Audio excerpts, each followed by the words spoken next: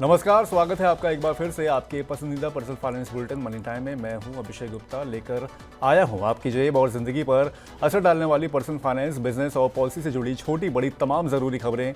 तो चलिए फटाफट शुरू करते हैं खबरों का ये सिलसिला।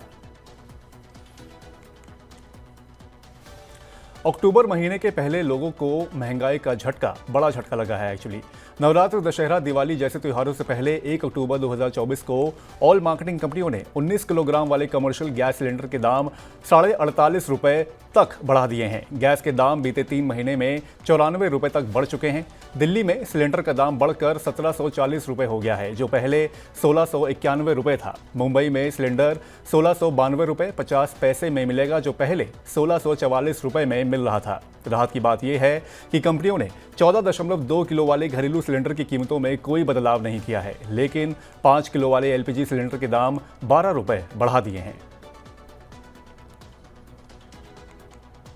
भारतीय शेयर बाजार में आईपीओ को लेकर जारी जोश थमता नजर नहीं आ रहा है। जल्द ही 5 और कंपनियां बाजार में अपना आईपीओ ला सकती हैं।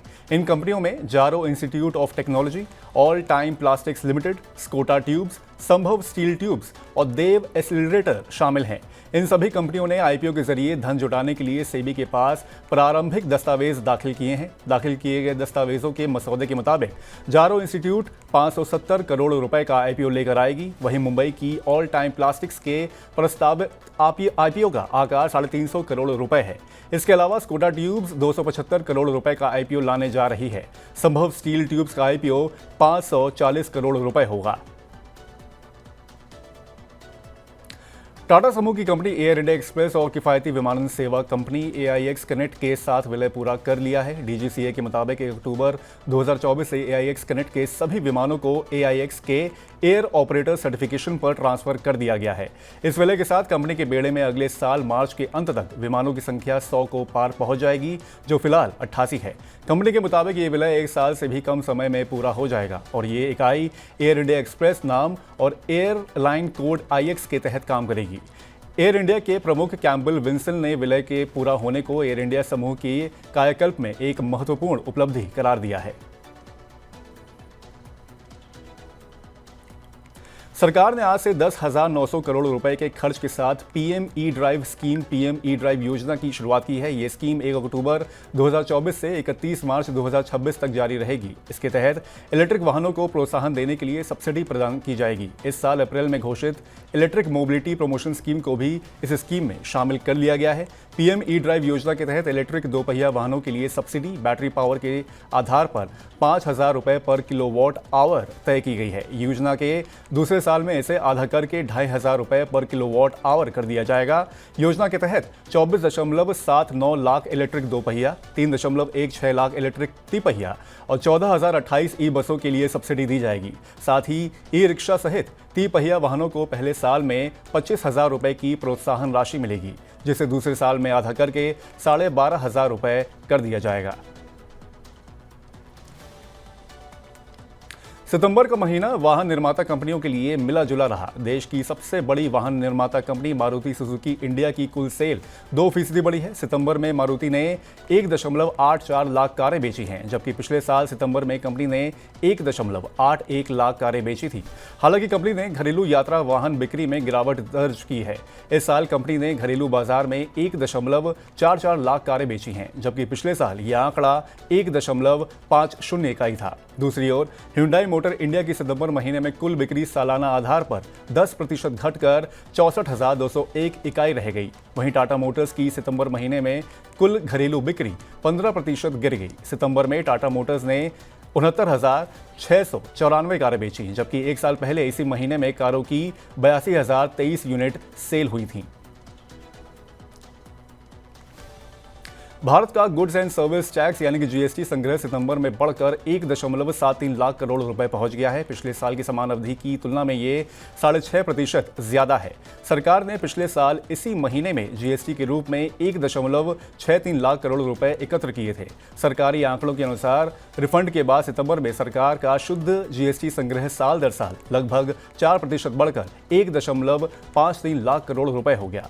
अगस्त में GST संग्रह पिछले साल की समान अवधि की तुलना में में 10% बढ़कर 1,74,962 करोड़ रुपए रहा था, जबकि अगस्त 2023 में जीएसटी राजस्व 1.59 लाख करोड़ रुपए रहा था।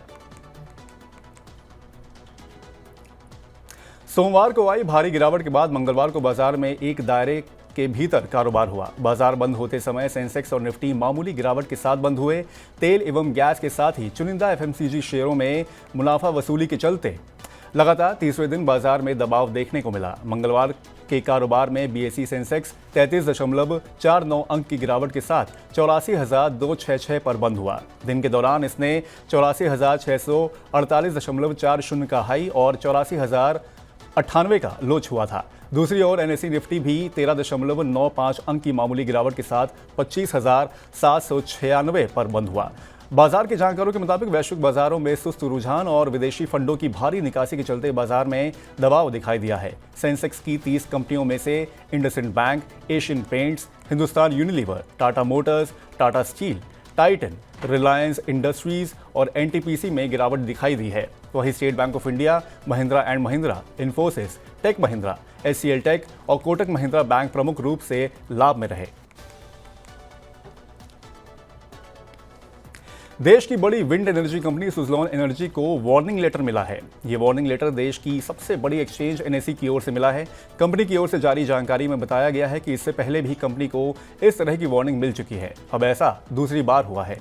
बता दें कि एनएसई और बीएसई ने सेबी की ओर से जारी जरूरी डिस्क्लोजर रूल्स को समय पर पूरा नहीं करने के चलते ये नोटिस भेजा है। ये नोटिस 30 सितंबर और 1 अक्टूबर को अलग अलग एक्सचेंज ने भेजा है। नोटिस में कहा गया है कि इंडिपेंडेंट डायरेक्टर मार्क देसेदिलियर के इस्तीफे और जून में आयोजित एनालिस्ट कॉल के बारे में एक्सचेंजेस को समय पर सूचित करने में कंपनी असफल रही है। आपको बता दें कि शेयर 1 अक्टूबर 2024 को 0.25% गिरकर 79.85 रुपए के भाव पर बंद हुआ।